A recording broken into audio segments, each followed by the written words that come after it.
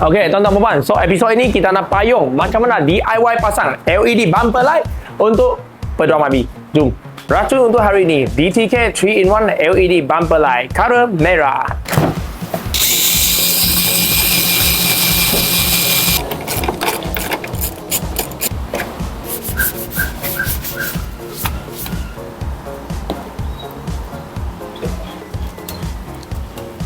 Tarik wire pergi atas. Okey Lai, Michael dah tolong kau orang test semua guys. So sesiapa nak DIY pasang dekat rumah, okay, first hitam ini negatif, okay, coklat ini signal light, lepas tu hijau ini brake light, dan biru ini apa? Lampu kecil.